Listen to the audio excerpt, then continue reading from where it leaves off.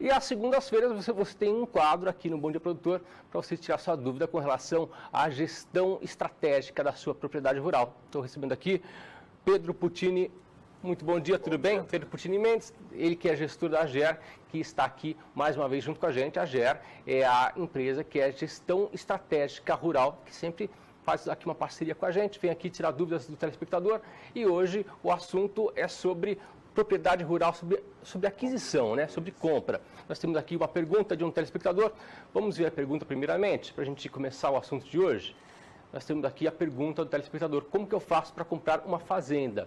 Quais os principais pontos que devem ser vistos? O assunto é bem amplo, né, Pedro? Como que a gente pode estar tirando essas dúvidas desse telespectador? Como que ele pode garantir para fazer uma compra sem que ele tenha problemas para o futuro? Bom dia, Antônio. Bom dia, telespectadores. E realmente é uma pergunta bem ampla e que a gente até desenvolve o tema de hoje. Antes de comprar uma propriedade rural, são importantes as verificações em várias áreas, porque você está comprando uma propriedade rural, porteira para dentro, às vezes tem alguns problemas que são preocupantes, como questões ambientais, questões trabalhistas, questões tributárias e o próprio contrato, né, que vai ser feito, contrato de compra e venda, que define, né, quem que vai ser responsável por eventuais dívidas ou passivos, né, a condição que vai ser entregue essa propriedade rural. Então, por exemplo, nas questões ambientais, agora, como a gente fala muito de cadastro ambiental rural, é muito importante que toda propriedade rural que for adquirida já seja verificado o cadastro ambiental rural, se fez, se não fez, porque ali vão ser descobertos os passivos ambientais, né? Se está faltando uma reserva, se está sobrando, as APPs como estão, e daí por diante.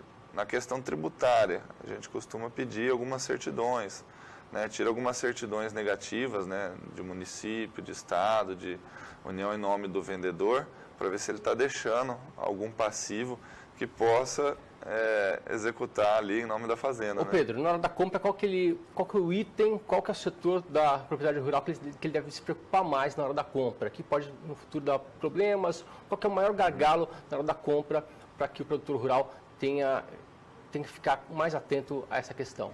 Olha, eu acho que todas essas áreas são importantes, porque a falta de observação de uma ou de outra vai dar problema para quem está adquirindo. E, afinal, você está adquirindo uma propriedade, você está fazendo um investimento, né? Então tem que se preocupar um pouquinho com o dinheiro mesmo.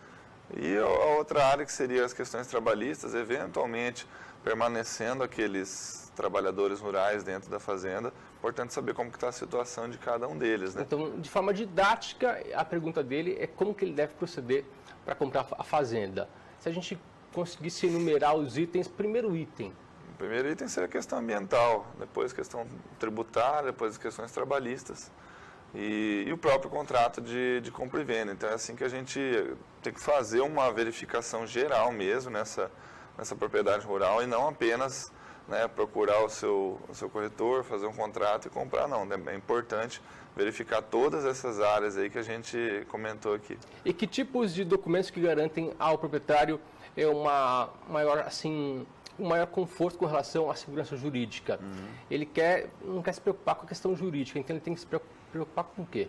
Bom, documentos, né? Primeiro a matrícula do imóvel, com certeza, né? Porque nessa matrícula do imóvel é que vai mostrar como que está o histórico aí dos anteriores compradores, vendedores, se essa propriedade está regular, né? E depois dessa matrícula do imóvel, né, o CAR, né, essas certidões que eu te disse, né, porque aí a gente vai poder ver se tem débitos de TR ou outros tipos de débitos que o vendedor tenha deixado.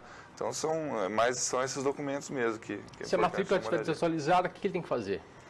Se a matrícula estiver atualizada, por exemplo... Desatualizada, né? Desatualizada. Desatualizada. Pode gerar muitos problemas até judiciais, como, por exemplo, se compradores e vendedores antigos deixaram de atualizar essa matrícula, você perde essa sequência de registros e acaba tendo que mover algum tipo de demanda judicial para regularizar isso, como, por exemplo, um usucapião. Às vezes, se perdeu a sequência de registros, o último comprador agora vai ter que ajuizar uma ação de usucapião ou qualquer tipo de ação que venha a obrigar a sequência certinha da matrícula. Então imagina se tiver um gasto, né, até judicial, para regularizar a matrícula. Isso já vai ter que ser discutido na compra da fazenda, né? Entendi. Tem tudo que ficar bem claro ali na hora da compra, até mesmo para saber se está comprando um imóvel com tudo já atualizado ou não. Exatamente, porque tudo isso vai interferir no investimento, né? O quanto que você vai ter que gastar para regularizar essas áreas aí que a gente comentou, né? Fala um pouquinho para a gente sobre o termo de ajustamento de conduta e gestão ambiental. Importante mesmo, porque certa vez tivemos até um cliente desse que comprou uma fazenda, vendeu a sua fazenda com um termo de ajustamento de conduta. Ou seja, ele firmou um compromisso com o Ministério Público de que ele deveria fazer a recuperação de uma área ambiental. Ele vendeu e acabou não dando ciência ao Ministério Público, colocou isso em uma cláusula contratual. Ou seja, quem estava comprando falou, bom, eu estou comprando com um termo de ajustamento de conduta.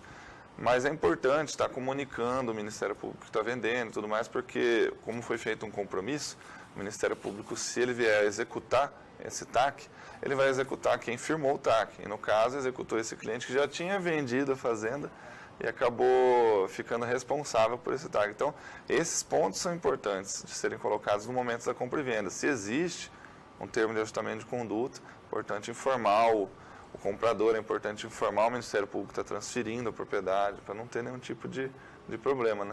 Então, quem quiser saber mais sobre o TAC, termo de ajustamento de conduta, pode também participar junto com a gente através do nosso aplicativo WhatsApp, que o número está na sua tela, é o 67992647810, se você ficou com alguma dúvida ainda com relação à compra de um imóvel rural. E também nós temos o e-mail da GER também, né, que as pessoas podem estar se comunicando juntamente com a GER, que é esse e-mail que você encontra aí no vídeo.